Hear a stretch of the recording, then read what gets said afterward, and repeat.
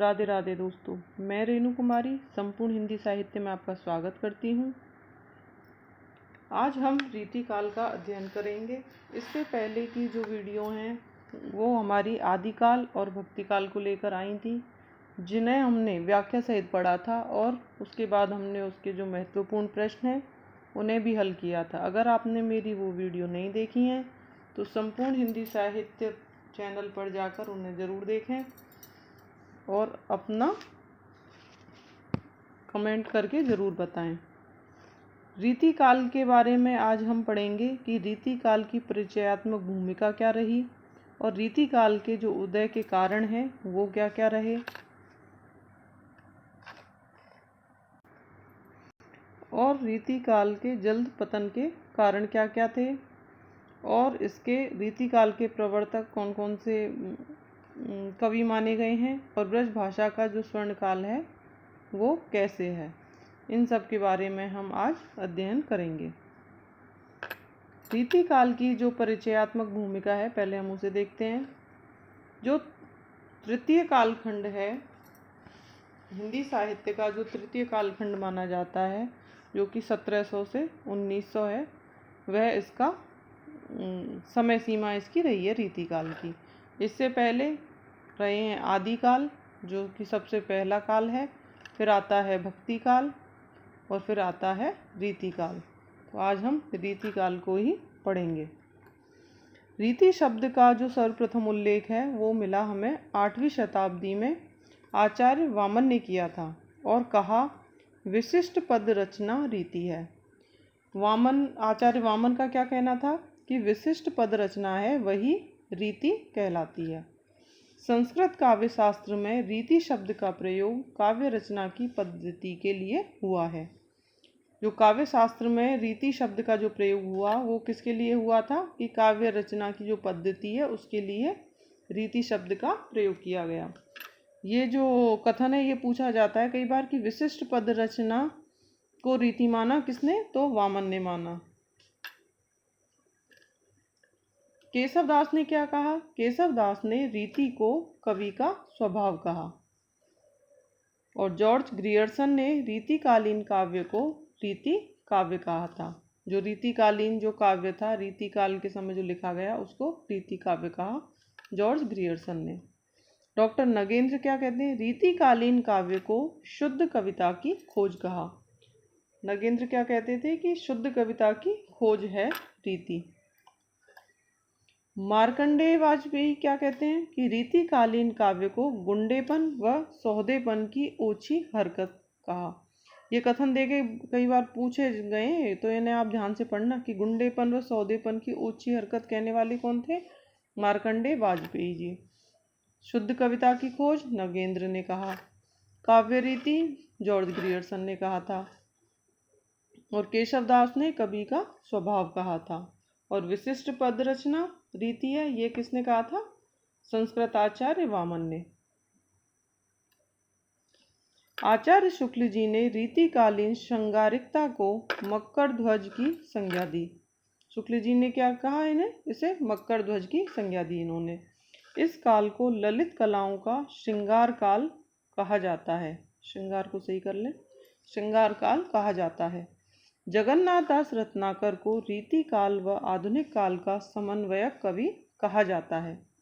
जो जगन्नाथ दास रत्नाकर हैं उन्हें क्या कहा जाता है? आधुनिक काल और रीतिकाल का समन्वयक कवि। मतलब इन्होंने रीतिकाल में भी कुछ रचनाएं लिखी और आधुनिक काल में भी, तो इसलिए इन्हें समन्वयक कवि कहा जाता है।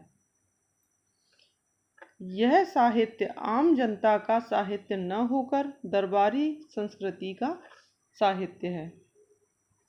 क्या माना जाता है रीतिकाल को? कि ये जनता का साहित्य न होकर कैसा साहित्य था? दरबारी संस्कृति का साहित्य था। क्योंकि उस समय जो राजाओं के आश्रय में रहकर जो कविताएं लिखी जाती थी वो राजाओं के आश्रय में ही लेकर लिखी जाती थी, इसलिए इसे दरबारी संस्कृति का साहित्य कहा। रीतिकाल में मुगलों का उद्भव, उनका वैभव, पराभव और अंग्रेजों का उदय काल देखा। इस कालखंड की साहित्यिक भाषा ब्रज भाषा थी। मतलब रीतिकाल में जो भी रचनाएं लिखी गई वो अधिकतर कौन सी भाषा में लिखी गई? ब्रज भाषा में। और फारसी राजभाषा के पद पर आसीन थी। और राजभाषा के पद पर कौन सी भाषा उस समय थी? फारसी भाषा। काव्यांग निरूपण को ब्रह्मगान के समान समझते थे। अगर जैसे जो भी कवि काव्य रचनाएं करते थे तो उसको क्या माना जाता था कि वो एकदम मतलब बहुत विशिष्ट श्रेणी का वो माना जाता था, तो उसे ब्रह्म कहा।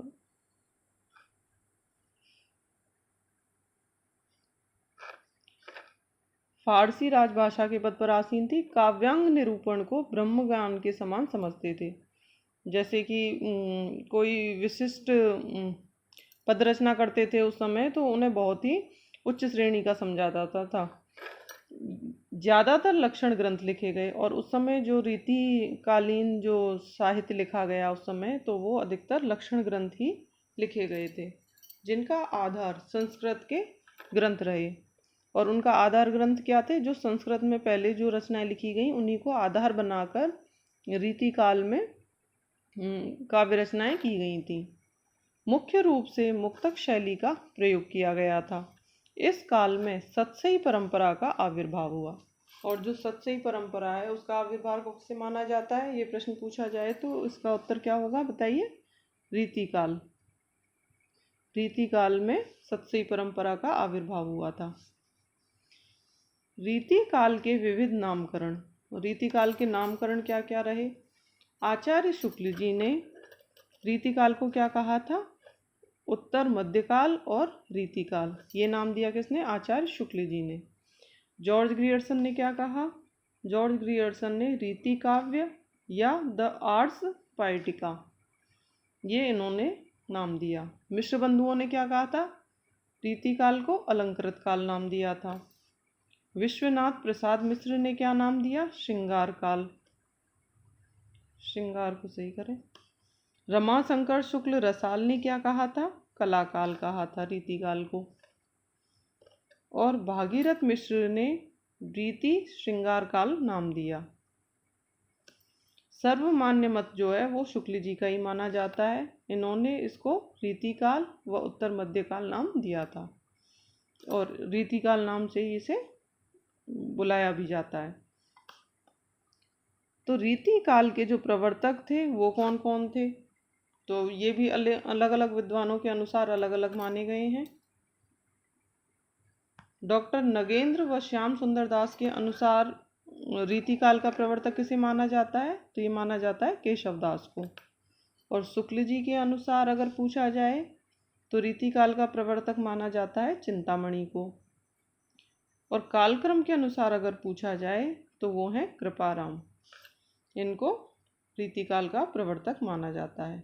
और सर्वमान्य तौर पर जो नगेंद्र और श्याम सुंदर दास का मत था, इन्होंने केशव दास को माना, तो सर्वमान्य तौर पर भी केशव दास को ही रीतिकाल का प्रवर्तक माना जाता है। और किसके अनुसार था ये? नगेंद्र और श्याम सुंदर दास के अनुसार। रीतिकाल के जो उदय के कारण हैं वो क्या क्या रहे? तो रीतिकाल के उदय के कारण शुक्ल जी के अनुसार क्या थे कि आश्रयदाताओं की अभिरुचि। शुक्ल जी ने माना कि आश्रयदाता जो थे, राजा थे उस समय के, उनकी जो अभिरुचि थी वो बहुत ज़्यादा थी, इसलिए रीतिकाल का उदय हुआ।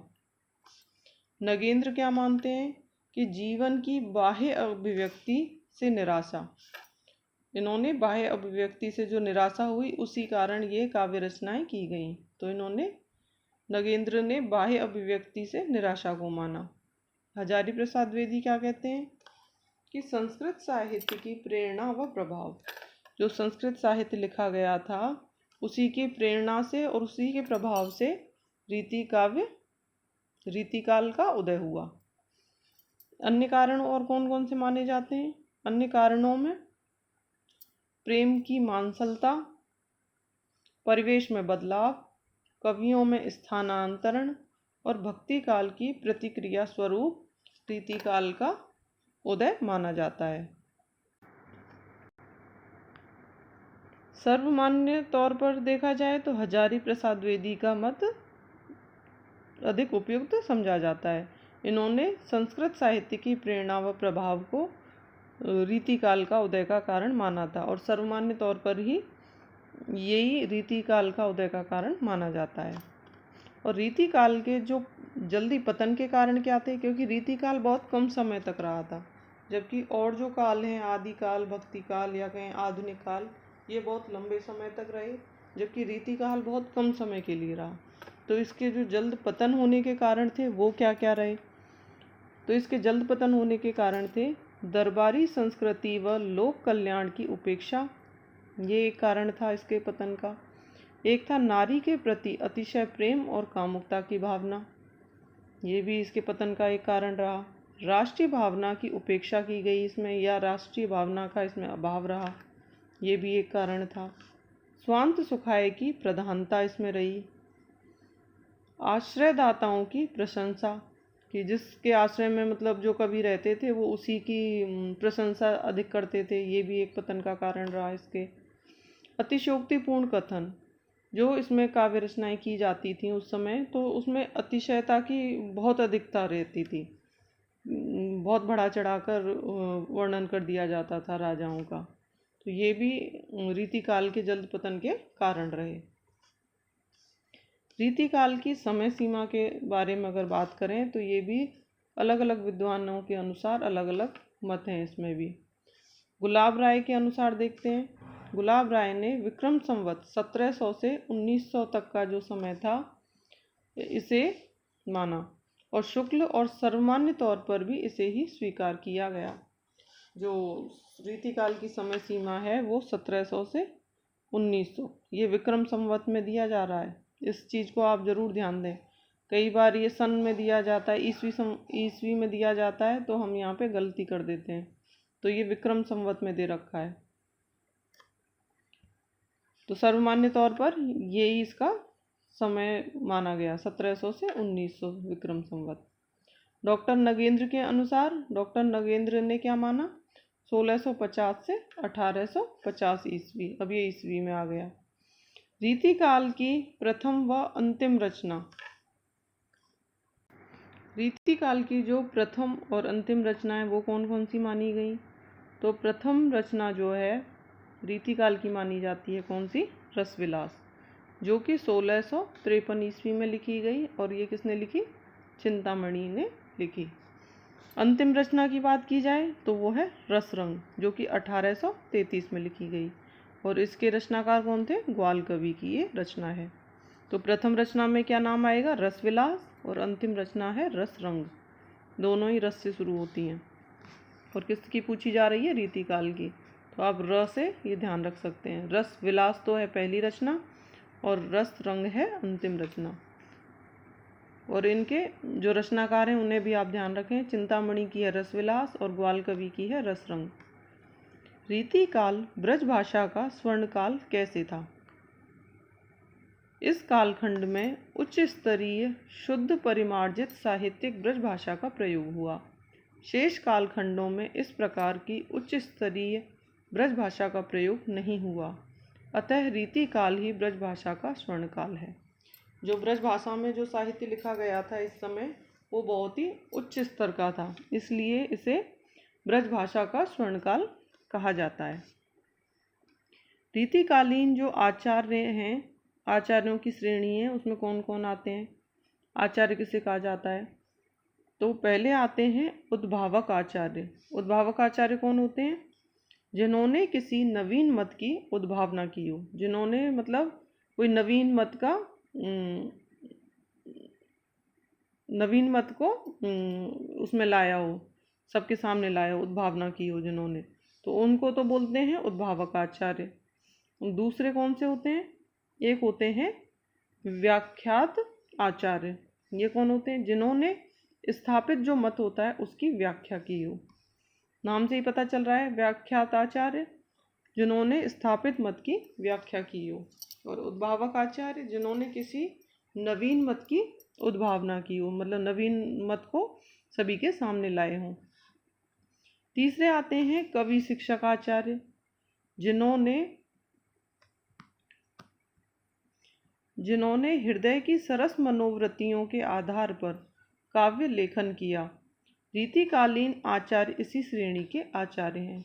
मतलब रीतिकाल के जितने भी आचार्य हुए वो किस में आते हैं? कवि शिक्षक आचार्य में।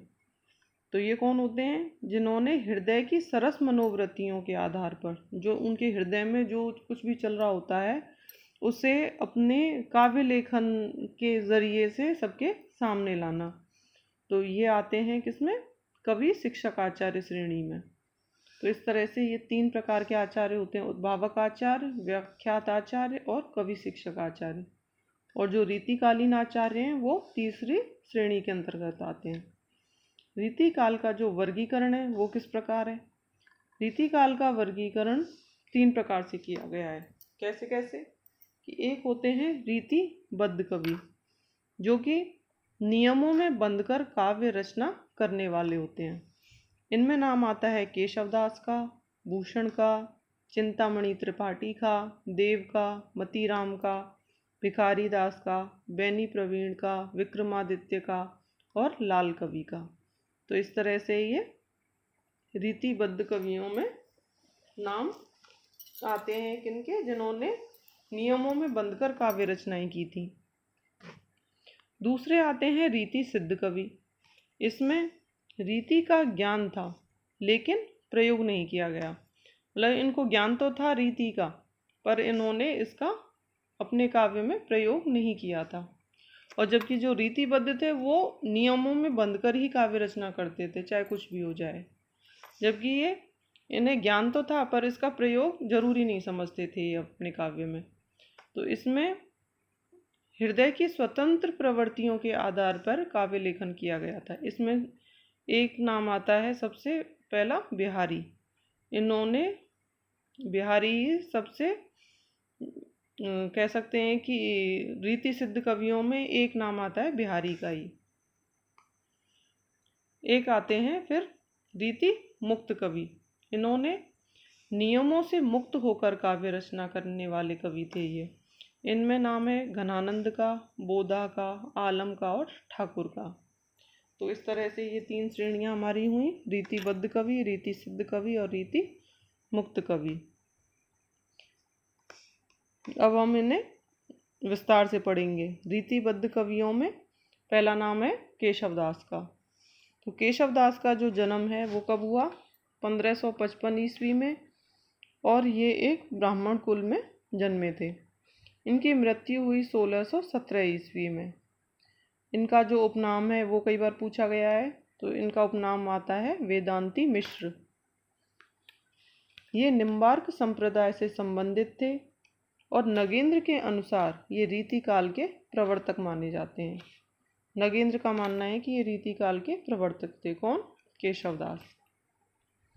ओरछा नरेश इंद्रजीत सिंह के राज्याश्रित कवि व उनके गुरु भी रहे थे। ये इनके राज दरबार में इनका बड़ा मान सम्मान था।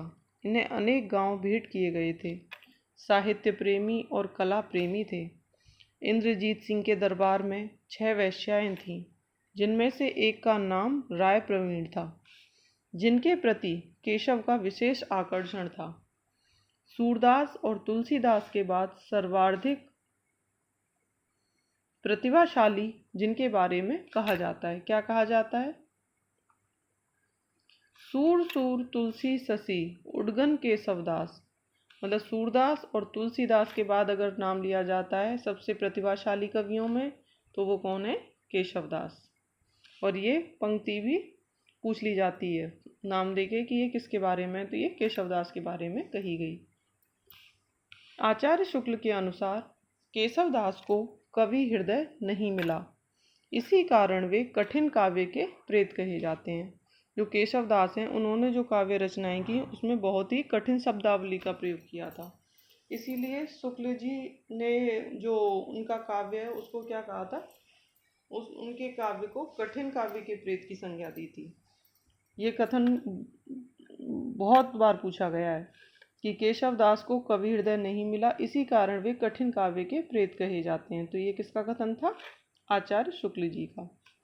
दूसरा कथन है शुक्ल जी का कि संस्कृत साहित्य से सामग्री लेकर अपने रचना कौशल व पांडित्य से हिंदी में अपनी धाक विशेष तौर पर जमाई। तो वो भी किसने जमाई थी? केशवदास ने। और ये कथन भी किसका है? शुक्ल जी का कथन है। हजारी प्रसाद द्विवेदी क्या कहते हैं केशवदास के बारे में? वे हृदयहीन कवि थे, उनमें संवेदनशीलता नहीं थी। ये कथन है हजारी प्रसाद द्विवेदी का। केशवदास को अलंकारवादी आचार्य कहा जाता है क्योंकि इन्होंने अपने काव्य में अलंकारों का बहुत ज़्यादा प्रयोग किया है। इन्होंने आदि व विवाद नामक दो नवीन संचारी भावों की परिकल्पना भी की थी। आदि और विवाद नाम की दो संचारी भावों को इन्होंने माना था। डॉक्टर बच्चन क्या कहते हैं? डॉक्टर बच्चन ने इनको संस्कृत का क्लासिकल पंडित कहा। ये कथन भी बहुत इम्पोर्टेंट है। संस्कृत का क्लासिकल पंडित किसे कहा जाता है? तो केशवदास को। और किसने कहा? बच्चन ने। इनकी जो रचनाएं हैं या इनके जो ग्रंथ हैं उनको याद करने की ट्रिक है, रस राम कवि रतन वीर विज्ञान जहानक छंद। इस पंक्ति को अगर आप याद कर लें तो इनकी सारी जो रचनाएं हैं वो आपको क्रम से याद हो जाएंगी। आप 5 से 10 बार इसे अपने उसमें लिख के कॉपी में और इसे रिवाइज करें। रस राम कवि रतन वीर विज्ञान जहानक छंद। तो रस से हो जाता है रसिक प्रिया जो कि 1591 में लिखी गई। राम से होता है रामचंद्रिका जो कि 1601 में लिखी गई। कवि से कवि प्रिया, रतन से रतन बावनी, ये 1607 में लिखी गई। फिर आती है वीर सिंह देवचरित्र, ये भी 1607 में लिखी। विज्ञान से विज्ञान गीता, ये 1610 में लिखी। जहाँ से जहांगीर जस चंद्रिका जो 1612 में लिखी। नक से नक्शिक वर्णन और छंद से छंदमाला। इस प्रकार से ये इनकी रचनाएं याद की जा सकती हैं। रस राम कवि रतन वीर विज्ञान जहानक छंद, तो ये आपको क्रम से याद हो जाएंगी। इनकी रचनाओं के बारे में विशेष क्या है? जो रसिक प्रिया है, रसिक प्रिया व जो कवि प्रिया रचनाएं मुक्तक काव्य की श्रेणी में आती हैं। शेष जो रचनाएं हैं वो प्रबंध काव्य हैं। जो रसिक प्रिया है और कवि प्रिया है वो तो कैसी रचनाएं हैं? मुक्तक काव्य की श्रेणी में आती हैं। और बाकी की जो जितनी भी रचनाएं इनकी वो आती हैं प्रबंध काव्य में। रसिक प्रिया इनका प्रथम ग्रंथ है। अगर इनके प्रथम ग्रंथ की बात की जाए तो वो कौन सी है? रसिक प्रिया, जो 16 प्रकाशों में विभक्त है। श्रृंगार रस का इसमें निरूपण किया गया है। रामचंद्रिका के आधार पर ये भक्तिकालीन कवि हैं। अगर केशवदास का नाम अगर लिया जाए तो इनका नाम भक्तिकालीन कवियों में भी आता है और रीतिकालीन कवियों में भी। तो भक्तिकालीन कवियों में किस रचना को लेकर आता है? जो रामचंद्रिका इनकी रचना है, इससे जो इन्होंने लिखा इसके अंतर्गत इन्हें भक्तिकालीन कवि माना गया। रामकथा का वर्णन है। इसके लेखन में वाल्मीकि की रामायण को आधार बनाया गया है। ये 39 प्रकाशों में विभक्त है। इनकी संवाद योजना के बारे में अज्ञेय ने कहा है। क्या कहा? संवाद योजना, छंद योजना, अलंकार योजना अपने आप में अनुपम है। ये कथन किसका है? अज्ञेय का कथन है। किसके बारे में? केशवदास के बारे में। आचार्य शुक्ल जी के अनुसार रामचंद्रिका में केशवदास को संवाद योजना में सर्वाधिक सफलता मिली। जो रामचंद्रिका इनकी रचना है उसमें संवाद योजना का विशेष महत्व है। जो उसमें संवाद योजनाएं की गई हैं वो बहुत ही उच्च श्रेणी की हैं। इसमें अलग अलग संवाद हैं। कौन कौन से संवाद हैं ये भी कई बार पूछे गए हैं। एक तो आता है जनक और विश्वामित्र संवाद, एक आता है सीता राम लक्ष्मण संवाद, एक आता है सीता और हनुमान संवाद, और एक है लवकुश संवाद। इस प्रकार से ये संवाद अलग अलग नामों से दिए गए हैं। उसमें छंदों का अत्यधिक प्रयोग, मात्रिक व वर्णिक, जो ये दो छंद हैं, वर्णिक छंद और मात्रिक छंद, इनका इन्होंने बहुत ज़्यादा प्रयोग किया है। इसी के कारण रामस्वरूप चतुर्वेदी ने इस रचना को छंदों का अजायब घर कहा है। ये भी विशेष तौर पे पूछा जाता है कि छंदों का अजायब घर किस रचना को कहा जाता है,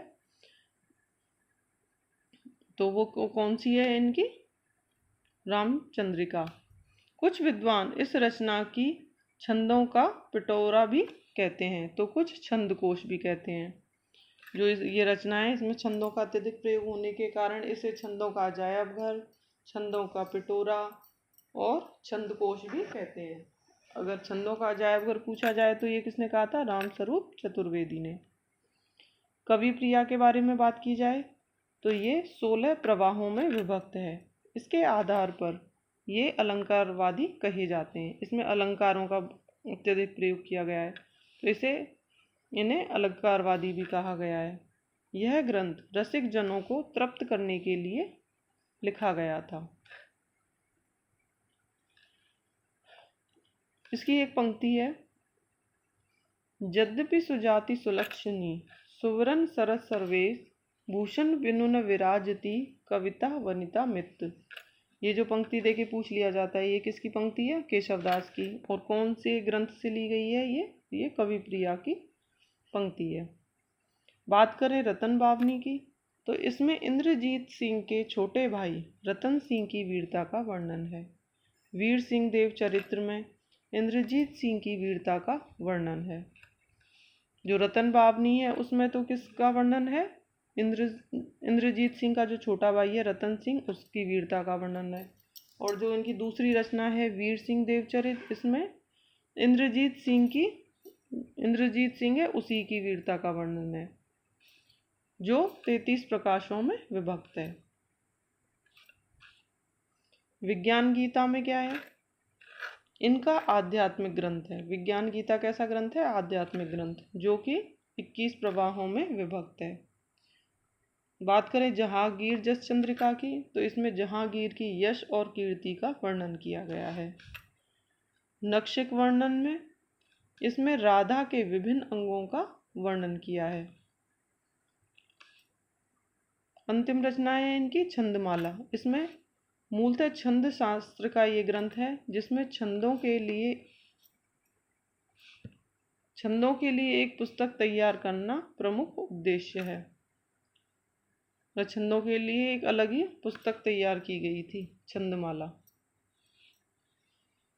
दूसरे कवि आते हैं हमारे भूषण, जो कि रीतिकाल के कवि हैं।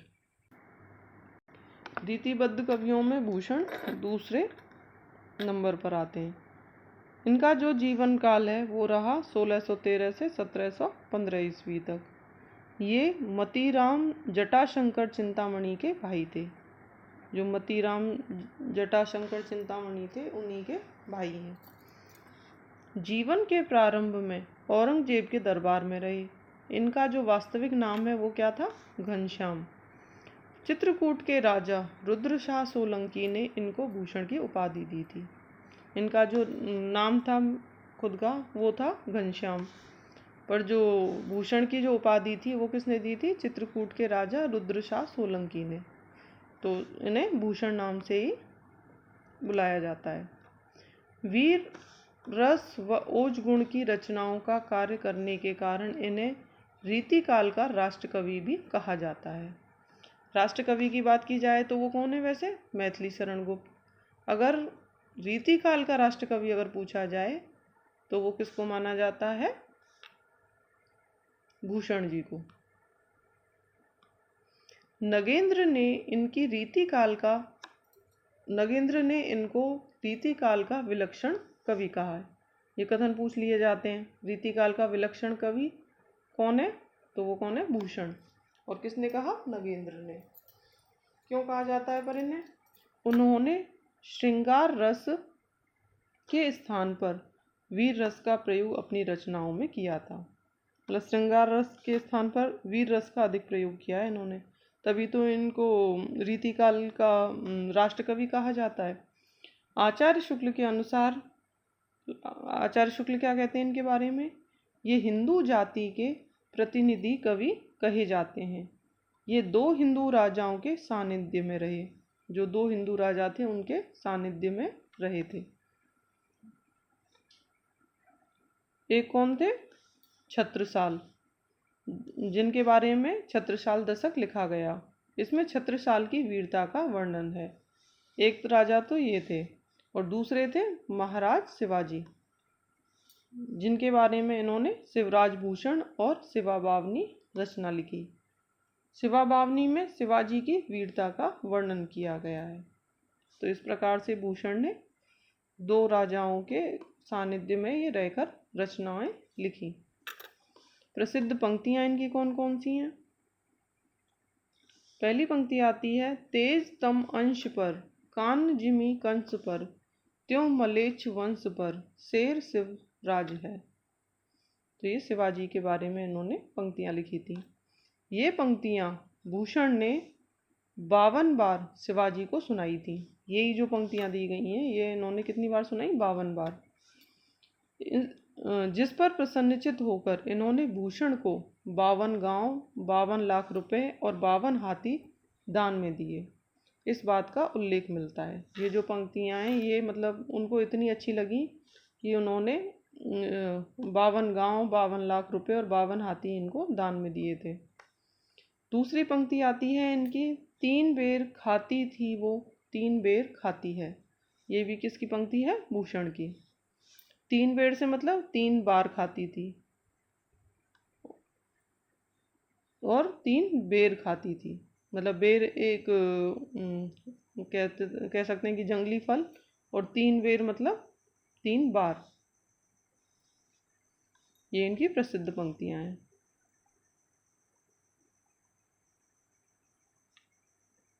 तीसरे कवि आते हैं हमारे देव, जिनका नाम है देवदत्त द्विवेदी। इनका जन्म 1673 ईस्वी में हुआ और कहाँ? इटावा, उत्तर प्रदेश में। निधन इनका हुआ 1767 ईस्वी में। ब्राह्मण जाति के थे ये। रीतिकाल कवियों में सबसे ज़्यादा रजवाड़ों की शोभा बढ़ाई थी। मतलब सबसे ज़्यादा रीतिकालीन जो कवियों में अगर बात की जाए तो सबसे ज़्यादा राजाओं के सानिध्य में इन्होंने मतलब अपना जो अपनी जो कविताएं थी वो लिखी। सर्वाधिक लंबे समय तक ये भोगीलाल के आश्रय में रहे। जो भोगीलाल थे उनके आश्रय में सबसे ज़्यादा समय तक रहे। द्वितीय स्थान पर पद्माकर रहे। और भोगीलाल के आश्रय में कौन रहे थे? पद्माकर भी रहे थे। इनका प्रयोजन अर्थ प्राप्ति रहा। जो देव थे इनका मेन जो वो था कविता लिखने का, वो क्या था? अर्थ प्राप्ति करना। अपने अक्कड़ व स्वाभिमानी स्वभाव के कारण कहीं पर टिक नहीं पाए, टिक नहीं सके ये। इसीलिए इन्होंने सबसे ज़्यादा कह सकते हैं रजवाड़ों के उसमें सानिध्य में कार्य किया। तात्पर्य नामक चतुर्थ शब्द शक्ति का समर्थन किया। जो तात्पर्य नामक जो चतुर्थ शब्द शक्ति है उसका इन्होंने समर्थन किया था। किसने? देव ने। श्रृंगार रस को मूल रस माना इन्होंने, और छल नामक 34वां संचारी भाव की परिकल्पना करी। ये पूछे जाते हैं 34वां संचारी भाव किसने माना? तो देव ने माना था। और कौन सा था वो? छल। और तात्पर्य नामक चतुर्थ शब्द शक्ति का भी समर्थन किया था इन्होंने। अभिधा को इन्होंने सर्वशक्ति माना, सर्वश्रेष्ठ शक्ति माना था। अभिधा शब्द शक्ति है उसको सर्वश्रेष्ठ शब्द शक्ति माना। और कहा क्या कही? इसके बारे में क्या पंक्तियां कही? अभिधा उत्तम काव्य है, मध्य लक्षणाहीन। ये पंक्ति किसकी है? देव की। उत्प्रेक्षा इनका प्रिय अलंकार है। उत्प्रेक्षा जो है इनका प्रिय अलंकार माना गया है। जबकि कवित्व व सवैया इनके प्रिय छंद माने गए हैं। इनके जो प्रिय छंद हैं वो कौन से माने गए हैं? कवित्व और सवैया। और अलंकार क्या है इनका? प्रिय अलंकार है उत्प्रेक्षा। रचनाओं की बात की जाए तो डॉक्टर नगेंद्र के अनुसार जो रीति काल के सर्वाधिक ग्रंथ हैं वो 52 से लेकर 72 इन्होंने ही लिखे। किसने? देव ने। जिनमें 15 ग्रंथ उपलब्ध होते हैं। कौन कौन से हैं वो 15 ग्रंथ? पहला आता है भाव विलास, जो 39 प्रकार के अलंकारों का इसमें प्रयोग किया गया है। दूसरा है रस विलास, इसमें नायक नायिका भेद का वर्णन है। तीसरा ग्रंथ है भवानी विलास, यह भवानी दत्त वैश्य से संबंधित ग्रंथ है। चौथा है कुशल विलास, इसमें इनके आश्रयदाता कुशल सिंह की वीरता का वर्णन किया है इसमें। पांचवा ग्रंथ आता है जाति विलास, विभिन्न प्रदेश की स्त्रियों के क्रियाकलापों का वर्णन है इसमें। छठवा आता है देव शतक, इनका आध्यात्मिक ग्रंथ है जिसमें इनके दार्शनिक विचारों की अभिव्यक्ति हुई है। इसमें इन्होंने प्रेम को जीवन का सार कहा है। सातवां ग्रंथ है इनका देव माया प्रपंच, ये प्रबोध चंद्रोदय जो नाटक है उस पर आधारित ग्रंथ है। कौन सा? देव माया प्रपंच। ये पूछा गया है कई बार, या तो ऐसे पूछ लिया जाता है कि देव माया प्रपंच किस नाटक पर आधारित है, तो प्रबोध चंद्रोदय पर। और किसका है ये? देव का। आठवीं रचना आती है देवचरित, जिसमें कि कृष्ण के जन्म से लेकर अंत तक का चित्रण किया गया है। नौवां ग्रंथ है इनका सुख सागर तरंग, देव के अपने अंतिम समय में लिखा गया ग्रंथ है। कौन सा? सुख सागर तरंग। 10वां ग्रंथ है इनका शब्द रसायन, इसमें नायक नायिका भेद का चित्रण किया गया है। 11वां ग्रंथ आता है इनका सुजान विनोद, इसमें सुजान की यश और कीर्ति का चित्रण किया है। 12वां ग्रंथ आता है प्रेम तरंग, जो कि श्रृंगार रस का निरूपण है। 13वां ग्रंथ है प्रेम चंद्रिका, इसमें प्रेम तत्व का निरूपण है और 4 अध्यायों के माध्यम से यह राजा के आश्रय में रहकर लिखा गया था। 14वां ग्रंथ आता है राग रत्नाकर, इसमें संगीत से संबंधित ग्रंथ है ये, जिसमें कि 6 रागों का वर्णन किया है। आखिरी आता है इनका अष्टयाम, जो कि श्री कृष्ण के 8 प्रहरों का इसमें चित्रण किया गया है। जो 8 पैरों में श्री कृष्ण की जो पूजा अर्चना की जाती थी उसका वर्णन है इसमें। और इनके ग्रंथ को याद करने की ट्रिक क्या है? 5 विलास ने 3 देव व 3 स के साथ 2 प्रेम राग को अष्टयाम में गा दिया। 5 तो विलास नाम से आ जाते हैं इनके, और 3 देव नाम से आते हैं, 3 स से शुरू होते हैं और 2 प्रेम नाम से शुरू होते हैं। तो इस तरह से इनके, और एक आता है अष्टयाम। इस प्रकार से इनके ये 15 ग्रंथ पूरे होते हैं। चौथे कवि की बात की जाए तो वो हैं भिखारी दास। इनका जन्म 1725 से 25 ईस्वी में हुआ और इनका निधन 1760 में। भिखारी दास जो हैं ये उच्च कोटि के आचार्य व कवि माने जाते हैं। आचार्य शुक्ल ने इनकी प्रशंसा की और लिखा है, इनमें देव की अपेक्षा अधिक रस और अधिक विवेक था। मतलब देव से अधिक रस और अधिक विवेक किसमें था? भिखारी दास में माना। किसने? शुक्ल जी ने। इनकी भिखारी दास की रचनाएं कौन कौन सी हैं? तो इनकी रचनाएं हैं रस सारांश, इसमें रसिक जनों की जिज्ञासाओं को शांत करने के लिए लिखा गया था। दूसरी रचनाएं इनकी काव्य निर्णय, इसमें काव्य हेतु, काव्य प्रयोजन, काव्य गुण, काव्य दोष के बारे में उल्लेख है और 25 उल्लासों में किया गया है। जो काव्य दोष, काव्य गुण हैं, उनका उल्लेख कितने उल्लासों में किया गया है? 25 उल्लासों में, जिसमें 125 पद हैं। ये ग्रंथ हिंदू राजा के आश्रय में रहकर लिखा गया था। कौन सा? काव्य निर्णय। तीसरा ग्रंथ आता है भिखारी दास का श्रृंगार निर्णय। इसमें मूलतः श्रृंगार रस का विवेचन करना है, संयोग और वियोग दोनों ही पक्षों का। मतलब श्रृंगार रस के संयोग और वियोग दोनों ही पक्षों का इसमें विवेचन किया गया है। चौथा ग्रंथ आता है भिखारी दास का छंदार्णव पिंगल। इसमें 15 तरंगों में विभक्त इस ग्रंथ में छंदों का विवेचन किया गया है। पांचवा है भिखारी दास का शब्द नाम प्रकाश। और छठवा आता है शतरंज शतिका। इसमें शतरंज की विधाओं से संबंधित ये ग्रंथ है। 5 और 7वां इनका ग्रंथ है विष्णु पुराण, विष्णु पुराण भाषा। तो ये भिखारी दास की रचनाएं हो गई सारी। 5वें आते हैं हमारे पद्माकर।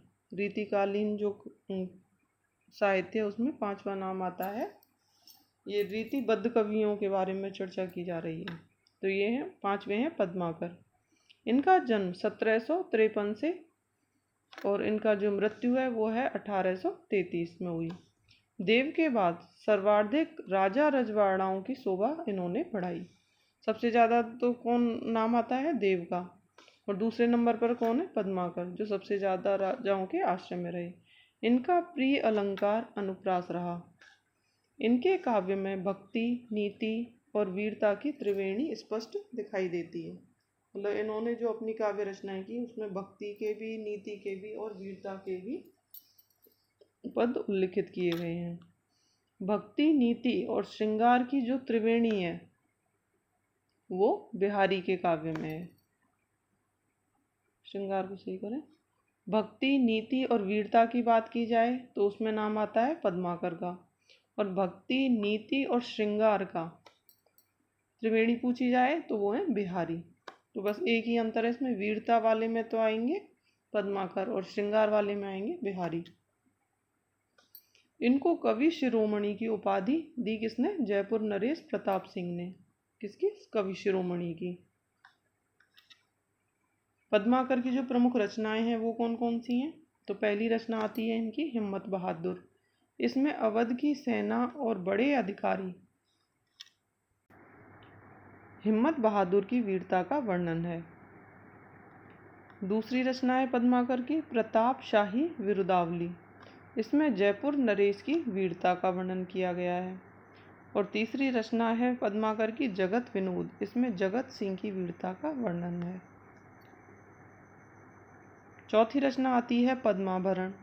इसमें जगत विनोद जगत सिंह के आश्रय में रहकर लिखा गया अलंकार ग्रंथ है ये। 5वां ग्रंथ है प्रबोध पच्चीसी। इसमें वैष्णव भक्ति के बारे में बताया गया है। 6वां ग्रंथ आता है कली पच्चीसी। इसमें कलयुग का वर्णन है। 7वां ग्रंथ है गंगा लहरी। इसमें गंगा का महत्व का वर्णन है जो इन्होंने जीवन के अंतिम समय में लिखी। किसने? पद्माकर ने। इसकी कुछ एक पंक्ति है, जे जे तुम तारे मैया तेते न नभ में तारे। मतलब जितने को तुमने तारा है उतने तो आकाश में तारे भी नहीं हैं। ये पंक्ति किसने लिखी? पद्माकर ने।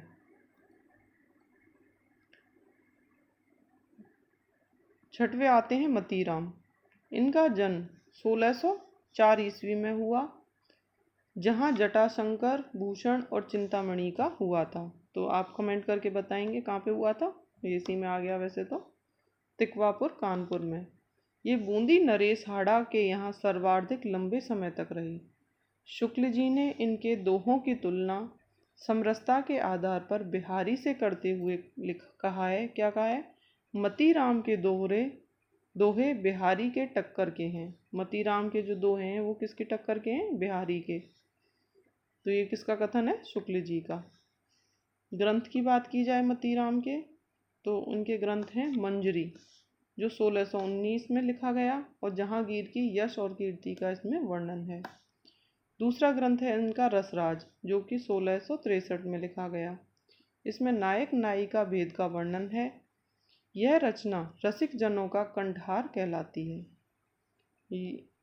ये कथन देके पूछ लिए जाते हैं, रसिक जनों का कंठहार कौन सी रचना है? रसराज।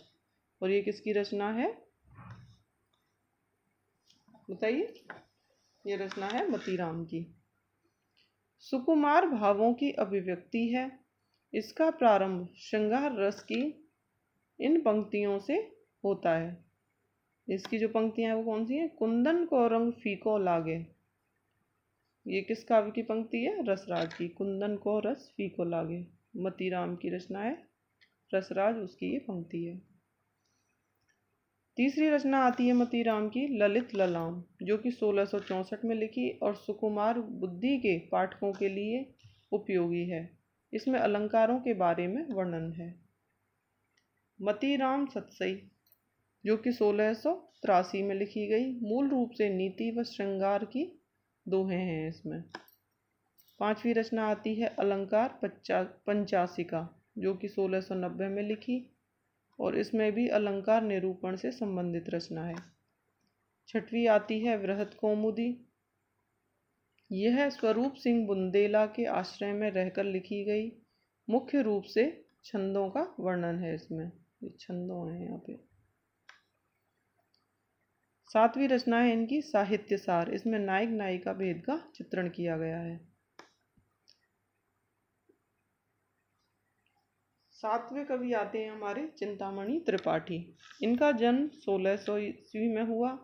मतीराम का कब हुआ था? 1604 में, और भूषण का 1613 में। तो ये 1600 में अगर क्रम से कई बार पूछ लिए जाते हैं नाम देकर कि इन्हें क्रम से लगाइए, तो त्रिपाठी जी का कब है? 1600 ईस्वी में, और मतीराम का 1604 में, और भूषण का 1613 में। इनका मूल नाम माणिक्यलाल था, जिसका चिंतामणि त्रिपाठी का। इस नाम से इन्होंने लेखन कार्य किया। किस नाम से किया था? मणिलाल नाम से। हिंदी के रसवादी आचार्य माने जाते हैं ये। रचनाएं हैं इनकी कौन कौन सी? पहली रचना है कवि कल्पतरु जो कि 1650 में लिखी। इसमें काव्य के 10 अंगों का विवेचन है। इसमें 8 प्रकरण हैं। मुख्य रूप से यह नायक नायिका भेद से संबंधित ग्रंथ है। दूसरी रचना आती है रसराज। इसे सही कर लो, रसराज। 1653 में मुख्य रूप से इसमें रस का निरूपण किया गया है। अगली रचना आती है श्रृंगार मंजरी।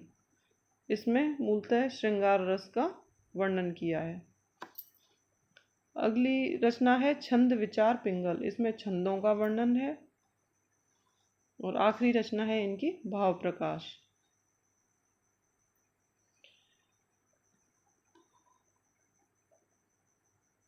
रीतिकालीन कवियों में अगला नाम आता है विक्रमादित्य का। इनके काव्य में मुख्य रूप से भक्ति व नीति परक बातें हैं। भक्ति और नीति के बारे में इन्होंने अपनी रचनाओं में चर्चा की है। तो इनकी रचनाओं के नाम क्या हैं? ब्रजलीला ग्रंथ और विक्रम सतसई। ये किसकी रचनाएं हैं? विक्रमादित्य की। अगले कवि आते हैं बैनी प्रवीण। इनकी रचनाएं कौन कौन सी हैं? नवरस तरंग और श्रृंगार भूषण। ये बैनी प्रवीण की रचनाएं हैं। तो श्रृंगार भूषण किसने? मूलतः अलंकारों का चित्रण किया गया है इसमें। अगले कवि आते हैं लाल कवि, या फिर इनका दूसरा नाम मिलता है गोरेलाल पुरोहित। ये भूषण की भांति वीर रस के कवि माने जाते हैं। जिस प्रकार से भूषण ने वीर रस का प्रयोग अधिक किया, और लाल कवि ने भी वीर रस का ही अधिक प्रयोग किया है अपने रचनाओं में। इनकी एक रचना है छत्रसाल प्रकाश। ये छत्रसाल के आश्रय में रहकर लिखा गया। दूसरी रचना है इनकी विष्णु विलास।